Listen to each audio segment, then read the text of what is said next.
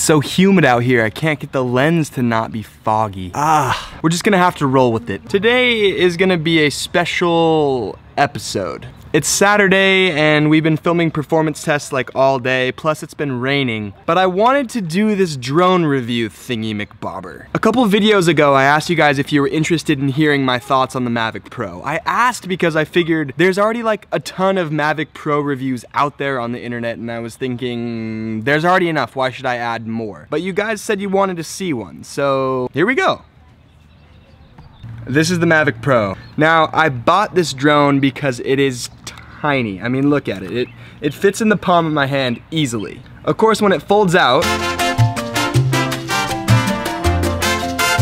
it ends up being a little bit bigger, but still an incredibly small size. Now, the thinking with this drone was that I was gonna be doing a lot of traveling this summer, and I needed something that I could fit easily into my backpack without having to compromise all the other stuff that I needed to fit in there. This drone easily fits into one small compartment of my backpack.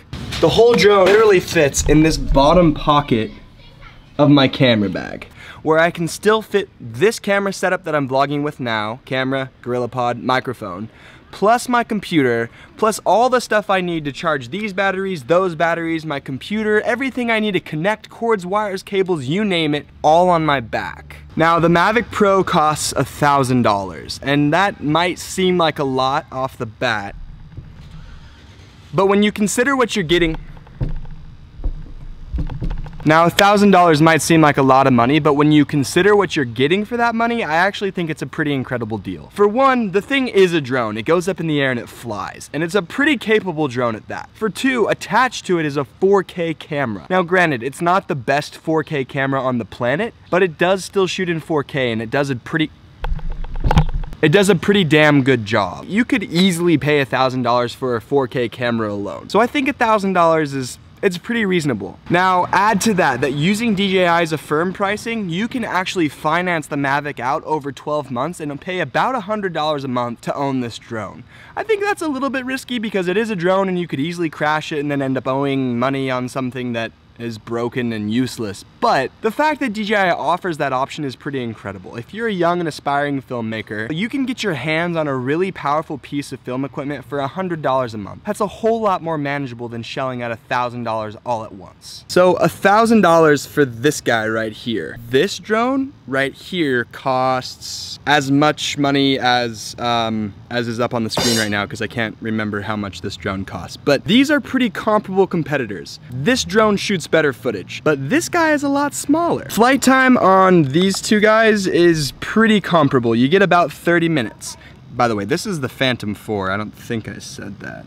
Imagine me traveling with this drone. The hassle of using this drone, and I've used it quite a bit. It's a lot. Now the Mavic has these foldable propellers, which is pretty incredible, and that's part of what allows it to be so small. Phantom, these props don't fold. They're stuck where they are, and you have to take them on and off every time you use the drone. I have literally used the Mavic every single day since I bought it. Now I think that's been about a month, maybe just under. It just goes to show you how easy it is to use. I mean, it's literally as easy as setting up my camera rig that I'm filming with now.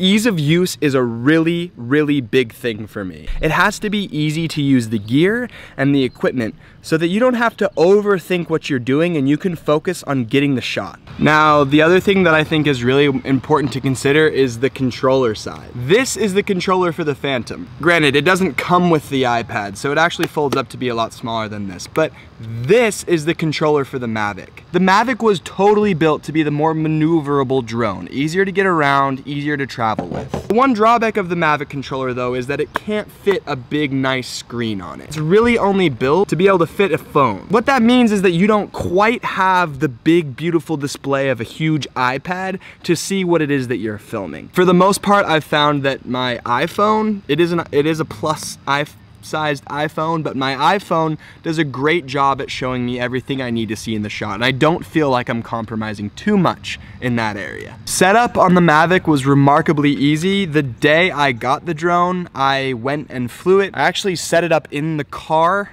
on the way to the place I was going to film. So if that tells you anything about how easy they make it to set up and fly this drone. What I usually tell people about this drone, especially when they ask me, is it hard to fly? I say it's actually too easy to fly. By that I mean pretty much anybody could pick this thing up and figure out how to fly it within a few minutes. You may not be a pro at flying it, but they've made it so simple to fly that, in my opinion, it's a little bit too easy. You might be scratching your head thinking, why would you say it's too easy? In the wrong hands, drones can be used for evil. And I think that sometimes making technology too easy to use isn't always the best solution. But I will say that I'm really happy it's easy to use because it's easy to use.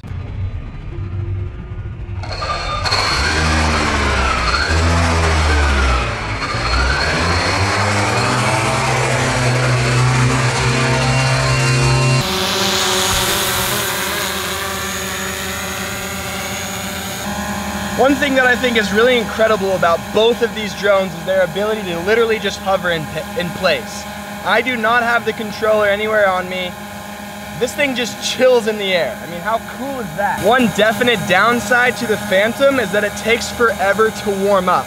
I don't know if it's because it's a bigger drone or what, but this guy almost takes no time to warm up. This guy takes like 2 to 3 minutes. I know that's not that long, but when you're trying to hurry and get the thing in the air, it kind of sucks.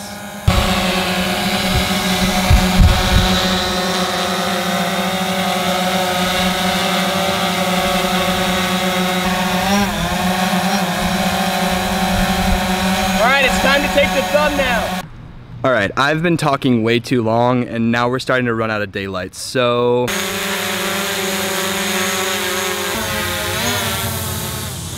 I was gonna have Jay help me with this, but he's like fast asleep and I'm terrified to wake him up. And Cash said he wasn't willing to help.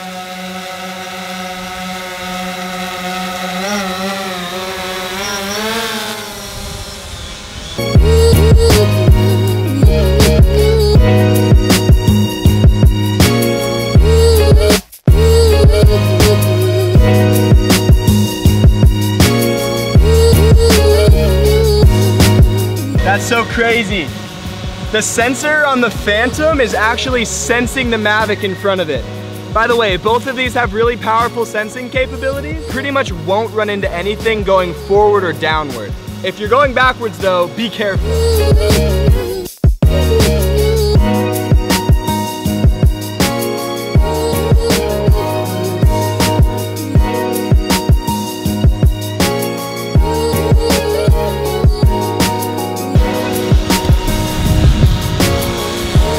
Needless to say, I'm taking this very slow.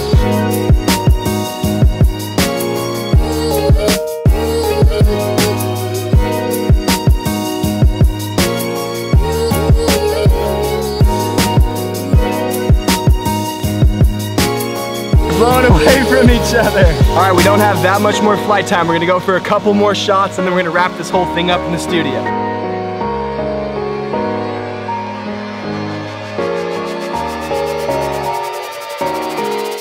Okay, it's starting to get really dark out here, so I think I'm gonna call it quits, but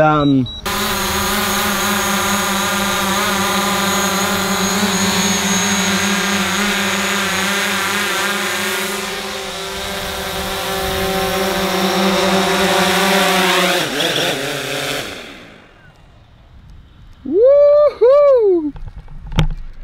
Okay, somehow we successfully landed both drones.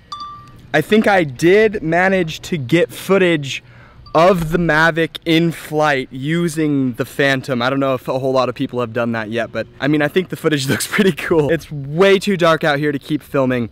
One thing I do want to mention before I go inside though, these drones are not meant to be flown underneath 25% battery life. Once you start to see the battery even approach 25%, bring that sucker home because they'll start to do totally wacky things in the air. Trust me. You can't come in the studio. I gotta film something. You can't come in. Back it up. Don't give me those puppy eyes. Hey, no, Cash. Get your head out of the door, Cash.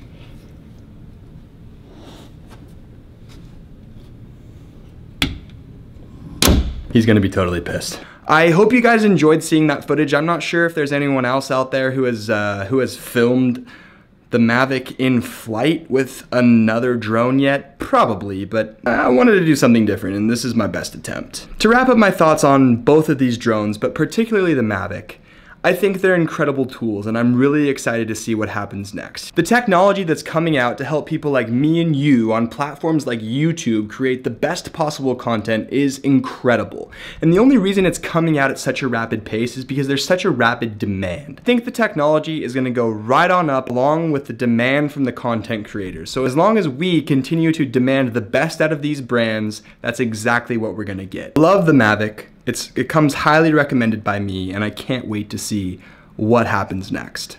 If there's questions that you have about the Mavic that I didn't answer, or if you'd like to hear more tips or something like that, feel free to tweet them at me and I'll get them answered in the next Q&A. That's it for today though. Hope you enjoyed. See you tomorrow.